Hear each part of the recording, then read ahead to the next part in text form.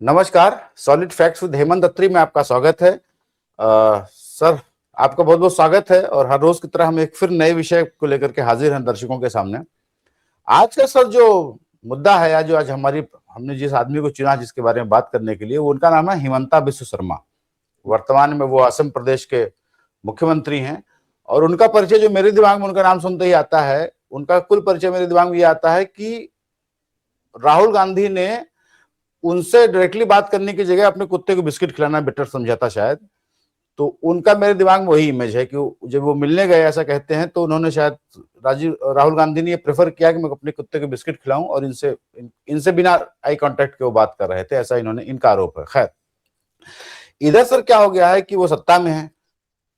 असम में सर जो बाकी एसआईआर हो रही है पूरे देश में, फिलहाल 12 स्टेट में और उसके बाद बाकी स्टेट में होने के बाद, वहां पे नहीं हो रही है। वहां पे एक डिफरेंट व्यवस्था है, क्योंकि वहां पे भी एक एनआरसी हुआ था, उसके लिए वहां पे एसआईआर फिलहाल अभी नहीं हो रही, किसी दूसरे फॉर्म में उसको किया जा रहा है, वोटर लिस्ट का संशोधन। लेकिन अब ये एक नई शब्दावली इन्होंने शुरू की है, मियाँ। हर चीज में ये मियाँ को लाते हैं। मियाँ के लिए इन्होंने अभी कल का इनका वक्तव्य था कि मियाँ को परेशान करना है, अगर रिक्शे किराए 5 रुपए है तो आप उसकी जगह 4 रुपए दिया करो। अब उन्होंने कहा मियाँ को पनिश करने का काम मेरा, मैं उनको ठीक करूंगा, मैं तो नाम कटवाऊंगा एसआईआर में, उनकी वोटर लिस्ट में से। ये सर जो आदमी, पहली बात तो ये क्या है कि किसी भी शोभा तो छोड़िए, इसके ऊपर मुकदमा होना चाहिए, इस आदमी को जेल में होना चाहिए जो जिस भाषा का इस्तेमाल कर रहा है। लेकिन ये बात भी साबित करता है कि उस आदमी के पास अब कहने को कुछ नहीं बचा है। अगर उसको अपनी जान बचानी है तो उसको यही मियाँ मियाँ मियाँ मियाँ करना है। ये जो हरकत है, और फिलहाल असम की राजनीति में आप क्या देख रहे हैं, और इस आदमी की क्या मजबूरी है कि ये आदमी इतना बदतमीजी से मियाँ मियाँ कर रहा है? गणेश भाई नमस्कार, आपको सारे दर्शक साथियों को भी। देखिए, ये वही भारत है, नया भारत जो मोदी जी बनाने आए थे। विश्व गुरु ऐसे ही बनेंगे हम, इसके अलावा हमारे पास और कोई विकल्प है भी नहीं अब। क्योंकि जिस तरीके से चारों खाने आपका कार्यक्रम चल रहा है, उसमें इसके अलावा कुछ नहीं है कि ये मियाँ मियाँ ही पुकारो। ये खुल के पुकार रहे हैं, बहुत सारे बिना कहे पुकार रहे हैं। कुछ कपड़ों से पहचान लेते हैं, कुछ और कुछ कर लेते हैं।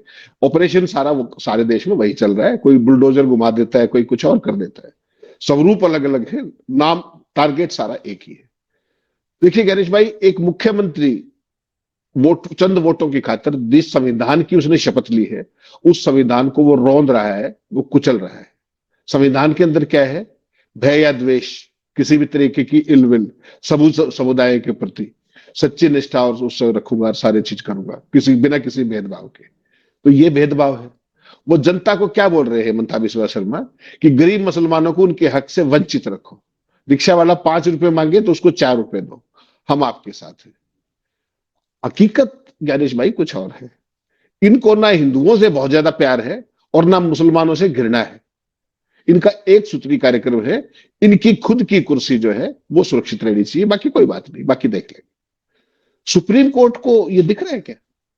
एक कलकत्ता के अंदर भी हाई कोर्ट है, एक असम के अंदर गुवाहाटी हाई कोर्ट भी है, चारों तरफ आसपास की स्टेट्स के अंदर सब जगह हाई कोर्ट है।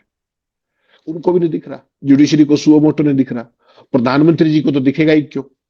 अमित शाह जी क्यों देखेंगे? क्योंकि वो सारे इसी पॉलिटिक्स को सारी के सारी को आगे बढ़ा करके यहां तक पहुंचे। सांप्रदायिक आधार पर गणेश भाई, तो सांप्रदायिक आधार पर नफरत को फैलाना एक बेहद गंभीर अपराध है, भारतीय अपराध संहिता के अंदर भी और जो नई न्याय संहिता लेकर के आए उसमें भी। अगर पुलिस कानून का पालन कर रही होती पूरे देश के अंदर, या न्यायपालिका अपना काम कर रही होती, तो हेमंता बिस्वा शर्मा इस बयान के बाद 100% जेल के अंदर होते। लेकिन सवाल यह है कि कोई क्या करे? क्या इस देश के सर्वोच्च न्यायालय को सचमुच ये दिखाई नहीं दे रहा है क्या?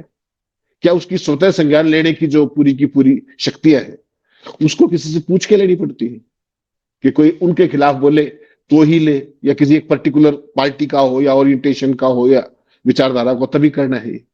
ये एक फिटेस्ट मामला है स्वतः संज्ञान लेकर ऐसे मुख्यमंत्री को जो देश के कानून के तहत मतलब 100% अपराधी है। कैमरे पे ही सारा बयान, ये मैं और आपको ऐसे चर्चा नहीं कर रहे, मैंने वो सारा भेजे और दिखा देंगे, सारा प्रोडक्शन जो है।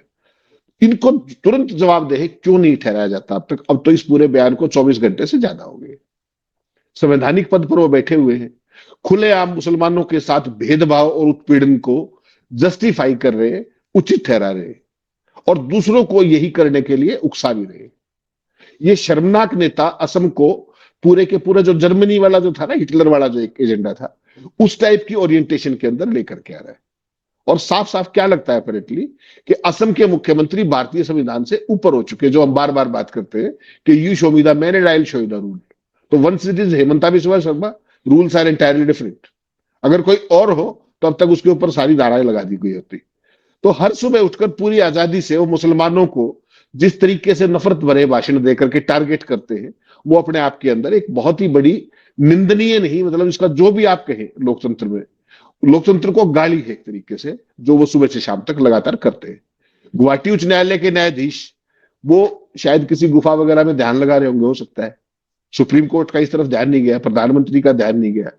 बेसिकली इस तरह के व्यापक चर्चित जो भड़काऊ बयान है, उनका संज्ञान ना लेकर के भारत की न्यायपालिका कर क्या रही है, ये भी पूरा देश देख रहा है। साथ साथ केवल राजनीतिक नेतृत्व की बात नहीं है, ओवरऑल जो सारी स्थितियां है, न्यायपालिका अपनी जगह है, कानून प्रवर्तन एजेंसी अपनी जगह है, सब ने जो इनके हेमंता बिस्वा शर्मा के जो घृणास्पद बयान है, सब ने उनको अवॉइड किया है।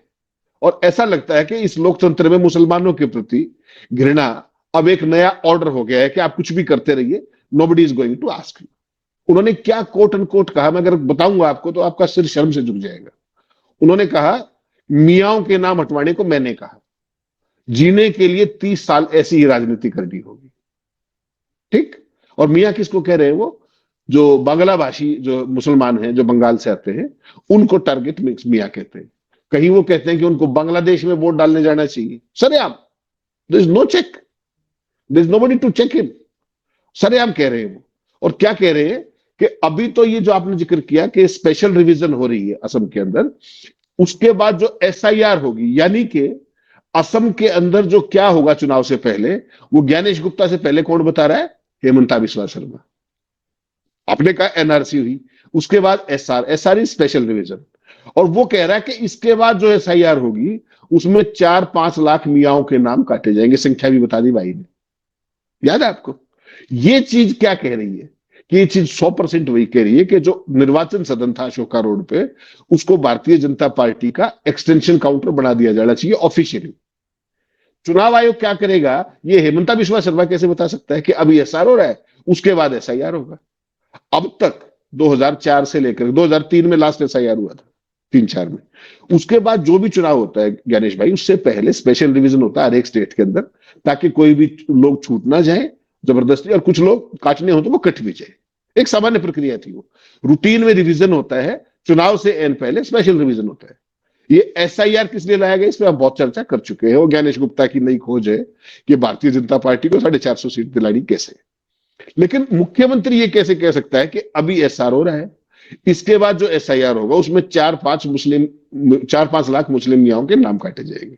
तो ये तो टास्क दे रहा है भाई ज्ञानेश गुप्ता को, तो टास्क दे रहा है कि ये काम करना है, ऐसे करना है, और इतने नाम काटे जा रहे हैं। Imagine, this is new democracy. मुझे सर एक बात बताइए, आपको याद हो जब राहुल गांधी भारत जोड़ो न्याय यात्रा कर रहे थे, उसमें उन्होंने कहा था कि आपका ये मुख्यमंत्री जेल में जाएगा एक दिन। और फिलहाल जो मैं समझ पा रहा हूं वहां पे, चूंकि नॉर्थ ईस्ट के स्टेट हम लोगों से दूर हैं तो हम लोग वहां बहुत ध्यान नहीं देते हैं, लेकिन मोटा मोटी वहां की जो खबर है कि वहां बीजेपी बहुत खराब हालत में है। डिस्पाइट ऑल द एफर्ट्स, सारा एनआरसी, सारा सीए लगाने के बाद, सारा मियाओं को गाली देने के बाद, हेमंता बिस्वा शर्मा ऐसा पागल मुख्यमंत्री बैठाने के बाद वहां भाजपा बुरी हालत में है। और वहां पे कांग्रेस ने बहुत दिनों से एक अच्छा काम ये किया है कि उन्होंने वहां पे काफी वजन दिया है गौरव गोगोई के पीछे। उन्होंने मतलब संसद से लेकर के स्टेट में काफी पावर्स और काफी इज्जत दी है, और वो भी असम को एक एक अच्छा फेस मिला हुआ है। अब उन्होंने वहां का प्रभारी बनाया है प्रियंका गांधी को, जो कि डायरेक्टली वो मॉनिटर कर रही है, वहां के वो इंचार्ज है। हालांकि उत्तर प्रदेश में प्रियंका गांधी का प्रदर्शन अच्छा नहीं था एज इंचार्ज, लेकिन अगर वहां जाती हैं तो गांधी परिवार का वजन भी वहां पे गौरव गोगोई को मिलता है। आपको लगता है कि ये सारी झुंझलाहट की वजह ये कांग्रेस की तैयारी भी है? नहीं ज्ञानेश भाई, जो माफ कीजिएगा, जो अपने क्या नाम, प्रियंका गांधी को जो काम दिया गया है ना, वो प्रभारी नहीं है। वो जो स्क्रूटनी होती है ना चुनाव से पहले, प्रत्याशियों की जो स्क्रीनिंग होती है, जी, वो स्क्रीनिंग का काम उनको दिया गया। हाँ, मतलब उनकी देखरेख में ही होगा चुनाव। कैंडिडेट्स का सिलेक्शन उनकी देखरेख में होगा, डायरेक्टली उनकी उसमें। और ये आपने बिल्कुल ठीक कहा कि जो अपने जो गोगोई है, उनको काफी फ्री हैंड मिलने की गुंजाइश है इसमें। तो एक बात तो आपको तय माननी पड़ेगी, राहुल गांधी इनको बहुत अच्छे से जानते हैं हेमंत बिश्वा शर्मा। क्या क्या इनके एंटीसीडेंट्स हैं, भ्रष्टाचार में इनका क्या था। अभी भी पीछे आपने देखा होगा किस तरीके से इनकी पत्नी को भी घेरा गया भ्रष्टाचार के मामलों में, किस तरीके से उद्योगपतियों को लाखों जो बीघा होते हुआ पर लाखों बीघे जमीन दे दी गई, और गरीब को ये कह रहे कि 5 की बजाय 4 रुपए किराया दो। तो राहुल गांधी ने बेसिकली, आपको ध्यान, उनका एक छोटा सा पिल्ला है, उसका नाम है पिड्डी, मैंने भी देखा है वो। तो जब ये उनके हम गए थे, जो इनकी आखिरी बार जो इनकी विदाई हुई थी, उस दिन का जो सीन आपने ओपनिंग में कहा कि ये गए और राहुल गांधी पिड्डी को तो बिस्किट खिलाते रहे और उसी की तरफ देखते रहे, ये बोलते रहे, और उसके बाद इनको अपमान लगा तो इन्होंने फिर भाजपा में आ गए थे। तो राहुल गांधी इनकी एक एक चाल चरित्र और चेहरे को भी समझते हैं।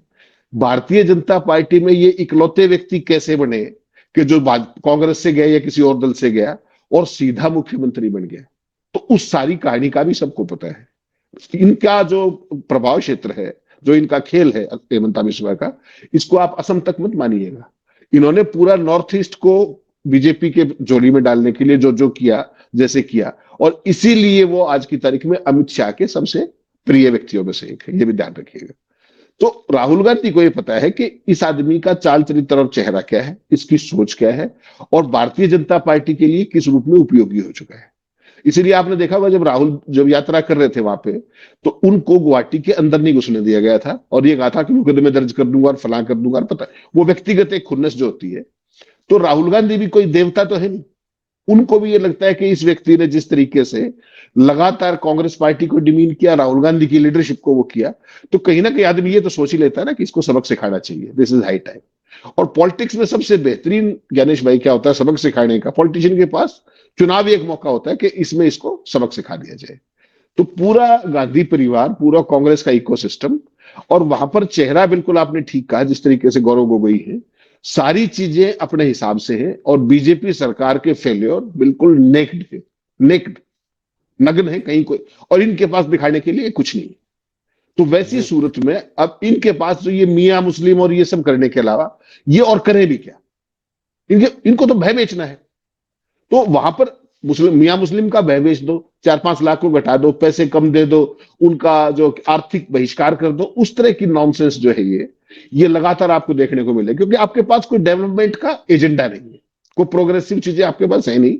तो इस तरह की नॉनसेंस करके ही आप हिंदुओं को उनको डरा करके कि ये आ जाएंगे 30 साल तक हमें ये करना पड़ेगा, वो सारा अभियान चल रहा है, उसके अलावा कुछ नहीं। जी सर, एक और जरा असम की राजनीति में हमें एक बात समझाइए। वहां पर सर थोड़ी राजनीति जटिल है, वहां पे 2-3 तरीके की लड़ाइयां हैं। एक तो क्या है कि वहां एक भारत और बांग्लादेश घुसपैठियों की लड़ाई है कि ये भारतीय हैं कि ये बांग्लादेशी हैं, घुस आए हैं, कब घुसे थे। दूसरी वहां पे एक हिंदू मुसलमान की लड़ाई है, जो धर्म की लड़ाई है। तीसरी वहां भाषा की लड़ाई है, एक जो बांग्ला भाषी हैं, चाहे बंगाल से, भारत के बंगाल से आए हो, चाहे वो बांग्लादेश से आए हो, और एक जो असमी बोलते हैं, असमीज हैं वहां के रहने वाले। जो ये मियाँ कहते हैं, तो ये भी मियाँ मुसलमान धर्म वालों को कहते हैं, या जो बांग्ला भाषी जितने ही मुसलमान हैं सिर्फ उन्हीं को कहते हैं, और जो बंगाल से आए हैं, और इसकी वजह से उनको जो असम बोलने वाले लोग हैं, चाहे वो हिंदू मुसलमान हो, वो उसके पीछे पोलराइज होते हैं। क्या ऐसा है कि वो मियाँ इसलिए कहते हैं कि असमीज बोलने वाले लोग मेरे पीछे पोलराइज हो? क्या ये होता है?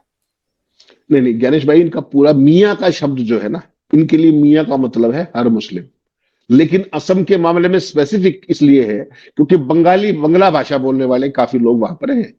तो कहते तो ये टिपिकली तो कहते उनको है कहने के लिए, लेकिन निगाहें जो है इनकी ओवरऑल पूरे मुस्लिम समुदाय के ऊपर है।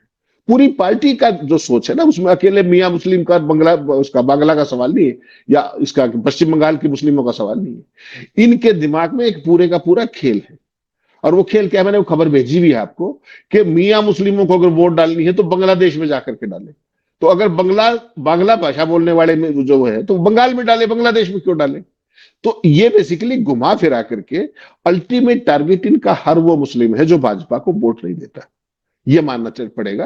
कहानी घुमाने फिराने के लिए कुछ भी, ताकि ये लीगल चीजों में, टेक्निकल चीजों में साइड स्टेप कर सके, बाईपास कर सकेंगे। हम तो विदेशियों की बात कर रहे हैं, लेकिन हकीकत में बंगाली कौन बोलते हैं? बंगाली जो बंगाल से लोग आए हुए वो बोलते हैं, और बांग्लादेश से आए हुए भी बहुत सारे लोग जो हमारे एडजेसेंट थे वो भी बंगाली बोलते हैं, उसमें कहां समस्या है?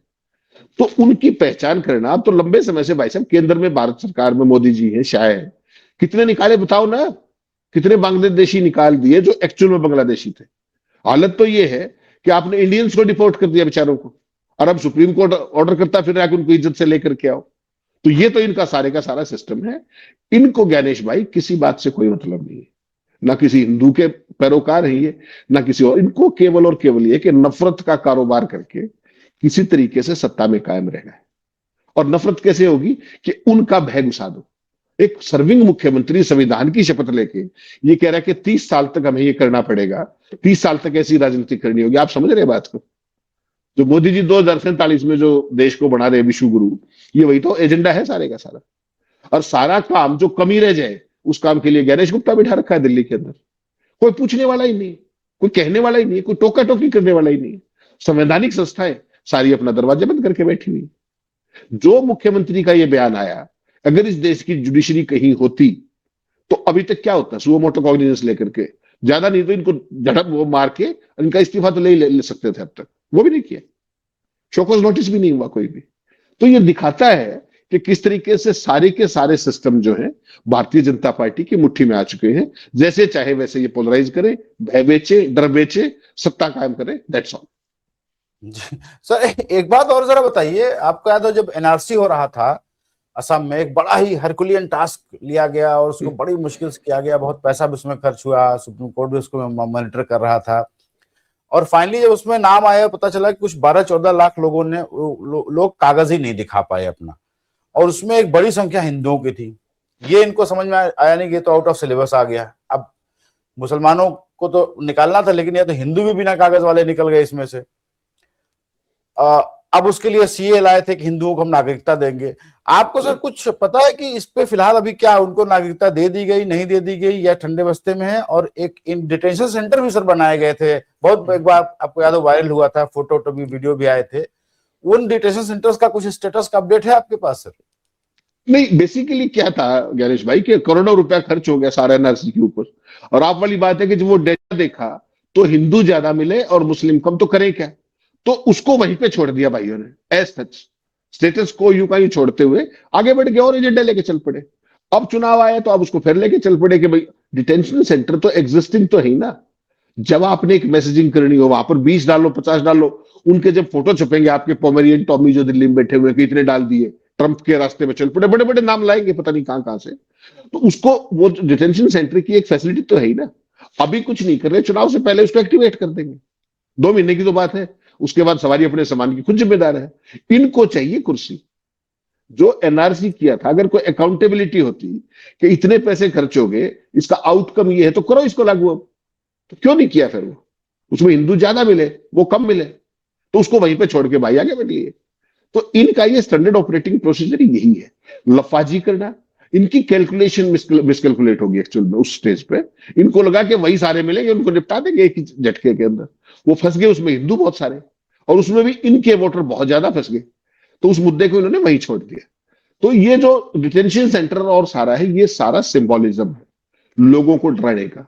हिंदुओं को तो लगेगा अच्छा इनका इलाज हो जाएगा, उनको बेचारों को ये रहेगा हर तरफ असुरक्षा की भाव।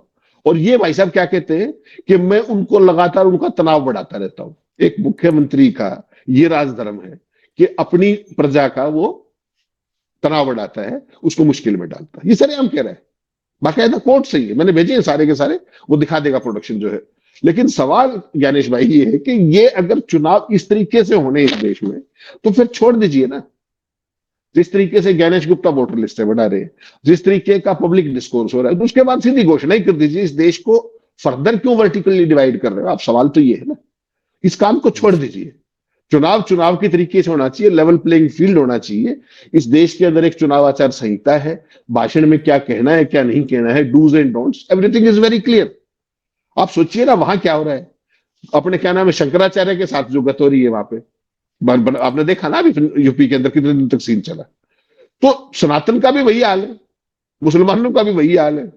जो आपके परम भगत थे वो दिल्ली के अंदर नारे लग गए, जेएनयू के अंदर तो सबके खिलाफ मुकदमे दर्ज हो गए, उनको तो कैरियर चौपट हो गए। कल आपने उत्तर प्रदेश के देखे सारे के सारे कि किस तरीके से हाँ, सारे सब मोदी जी लोग के मोदी सम्मान की में, खबर खोद रहे हैं, सब मोदी जी की मोदी खबर खोद रहे हैं। मोदी जी के सम्मान में, मैं तो उसको पॉजिटिव उसमें लेता हूं, मोदी जी के सम्मान में जो कुछ वो कर रहे थे उनको किसी ने टच नहीं किया, उनके खिलाफ कोई पर्चा दर्ज नहीं होगा। इसलिए मैं कहता हूं कि ज्ञानेश भाई करें तो रासलीला और मैं करूं तो करेक्टेड लीला। ये जो चीज है ना कि दिल्ली के अंदर जेएनयू में अगर कोई बात हुई तो सीधा पर्चा दर्ज कर दो, और उत्तर प्रदेश के अंदर मुंह फेर लो। तो ये देश ऐसे नहीं चला करता। आप जिस पाकिस्तान का डरावा दिखा करके देश में सत्ता में आए थे, आप इस देश को पाकिस्तान मत बनाइए।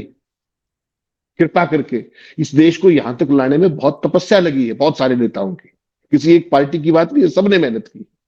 उस सारी मेहनत को अगर तबाह करने का श्रेय जाता है तो वो सिर्फ इनको जाता है, जो देश का जो फैब्रिक था, सेक्युलर फैब्रिक, उसको ये तार तार कर रहे हैं लगातार। और ये बहुत ही दुर्भाग्यपूर्ण बात है ज्ञानेश भाई, इसकी बहुत बड़ी कीमत चुकानी पड़ेगी हमारी पीढ़ियों को, ये मान करके चलिए।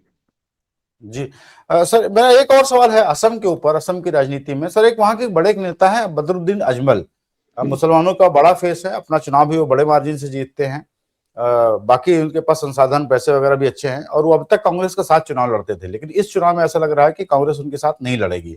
हालांकि बदरुद्दीन अजमल साहब अपनी तरफ से काफी प्रयास कर रहे हैं कि वो कांग्रेस के साथ लड़े। आपको लगता है कि वहां का पक्ष, मतलब कांग्रेस के पक्ष में हवा चल रही है इस समय असम में, तो बदरुद्दीन अजमल के साथ अलायंस करना चाहिए कांग्रेस को या नहीं करना चाहिए आपकी नजर में? नहीं देखिए गणेश भाई, कांग्रेस को क्या करना चाहिए तो कांग्रेस जाने, लेकिन कांग्रेस को एक बात समझ आप में आ गई। एक एनालिस्ट के तौर पे पूछ रहे हैं कि जी आपको जी। दूर से ऊपर से क्या दिख रहा है कि इसमें नहीं, कांग्रेस के पक्ष कांग्रेस में हवा है, अकेले निकाल ले जाएगी चुनाव, या उसको साथ मिलकर लड़ना चाहिए? गणेश भाई, इस देश में चुनाव निकालने का तो सपना ही छोड़ दो आप। जब तक गणेश गुप्ता बैठे हैं वहां पर, जिस तरीके की वोटर लिस्टें बढ़ा रहे हैं, वो जिस तरीके के खेल कर रहे हैं, तो उससे बड़े अगर आप चमत्कारी हो तो ही सत्ता की सोच के चुनाव में जाना। लेकिन अगर ग्राउंड पे आप माहौल देखेंगे तो भारतीय जनता पार्टी का वहां नाम लेवा नहीं है, हकीकत ये है। इसीलिए जो डेस्परेशन दिख रही है ना आपको हेमंता बिस्वा शर्मा में, ये अकेले उसमें नहीं, उसको पूरे बीजेपी को भरोसा किस बात पे है? बीजेपी को भरोसा अपने खेल पर है। जब से 2024 का लोकसभा का चुनाव आया है, उन्होंने जिस तरीके से चुनावी जीत अर्जित की है 85% 90% स्ट्राइक रेट से, वो तो इस देश के इतिहास में कभी हुआ ही नहीं था। लेकिन उनको पता है कि इस देश ने एक्सेप्ट कर लिया, कोई सड़कों पे नहीं आ रहा है, तो जो मर्जी आए करते रहो, बाद में चीखते रहेंगे। आपने बिहार का माहौल देखा था ना, किस तरीके से राहुल गांधी को, तेजस्वी को किस तरह का रिस्पॉन्स मिल रहा था, और वोटों में क्या हुआ। तो वो सारी चीज समझने की है। जो आपने बदरुद्दीन की बात की, अजमल की, कांग्रेस पार्टी को एक फैसला लेना पड़ेगा कि इनको चुनाव लड़ना है केवल हिंदू मुस्लिम के ऊपर। बीजेपी के पास, इसके पास कुछ नहीं। जैसे ही वो उनके साथ चुनाव का अलायंस करेगी, इनके पास चार बातें कहने को मिल जाएगी। तो ऐसे में बेस्ट तरीका क्या होता है कि डायरेक्ट अलायंस करने की बजाय टेक्टिकल अंडरस्टैंडिंग के साथ चुनाव लड़ लो, कि भैया तुम चुनाव अपना लड़ो, हम अपना लड़ेंगे, चुनाव के बाद कोई परिस्थिति आएगी तो हम देखेंगे। That is the best way out. अगर इन्होंने कहीं पर किसी ज्यादा समझदारी के चक्कर में अगर अलायंस कर लिया, तो आने वाले समय में बीजेपी के पास फिर और कुछ है, सिर्फ एक ही बात कहेंगे कि देख लीजिए, जैसे राज्य के प्रधानमंत्री कह रहे थे ना कि 2 दिन पहले कि कांग्रेस पार्टी मुस्लिम लीग, कांग्रेस को मुस्लिम लीग से जोड़ रहे थे, ये नहीं बताया कि हिंदू महासभा उनकी हलाई थी सबसे पहले। तो इनको उस तरह का मौका देने की बजाय सीधा गवर्नमेंट के फेलियर्स के ऊपर चुनाव लड़ो, चाहे वो असम का चुनाव हो, चाहे वो केंद्र सरकार का वो हो, सारे की सारी नाकामियों को लोगों के सामने रखो और अपना पॉजिटिव एजेंडा रखो। That is the best way out. और ये जो हरकतें कर रहे हैं अभी एसआर के नाम पर, उसके बाद आपको पता है, जैसे भाई साहब ने बताया कि एसआईआर होगी इसके बाद, और उसमें 4-5 मियाओं को बाहर, 4-5 लाख मियाओं को बाहर निकाला जाएगा। उन हरकतों पर नजर रखो कि वो ना हो पाए। उसके बाद कोई चीज आप जीत हार की सोचना। आज की तारीख में भारतीय जनता पार्टी जहां सरकार है और जहां सरकार बन सकती है, वहां जितने संभव खेल है उससे भी ज्यादा खेल करने में सक्षम है, लगातार कर रही है। तो कांग्रेस पार्टी को अपने डूज एंड डोंट्स बहुत क्लियर रखने पड़ेंगे कि किसके साथ अलायंस करना है, किसके साथ नहीं करना है। एक लार्ज मैसेज इनको मिलने का मौका ये ना मिले कि देखिए तो पहले ही उनके साथ है, देख लीजिए, उनको तो नफरत फैलानी है। तो उनके साथ टेक्टिकल अंडरस्टैंडिंग करके एक जो दूसरे गठबंधन से बाहर की चीज होती है, उसमें ज्यादा बेहतर होगा। और इनकी नाकामियों पे और अपने विजन के ऊपर चुनाव लड़े तो मुझे लगता है कि Assam is a good state for Congress party आने वाले दिनों में। प्लस इनके एसआर और एसआईआर के खेल पे उनको गिद्ध दृष्टि बना के रखनी होगी कि इनको चेक करे हर स्टेप के ऊपर, जैसे ममता बनर्जी बंगाल के अंदर कर रही है। जी, तो सर आज के लिए हम लोग इतनी बात करेंगे, और मेरा बस एक ही है कि ये जो भाषा बोलने वाले हो, चाहे वो मुख्यमंत्री हो चाहे प्रधानमंत्री हो, ऐसे लोगों को जेल में होना चाहिए जो जो ये भाषा का इस्तेमाल कर रहे हैं। वो भाषा नहीं बर्दाश्त के काबिल है। तो आज के लिए सर इतना ही है, और हमसे बात करने के लिए धन्यवाद, और दर्शकों का भी बहुत बहुत धन्यवाद। Thank you so much.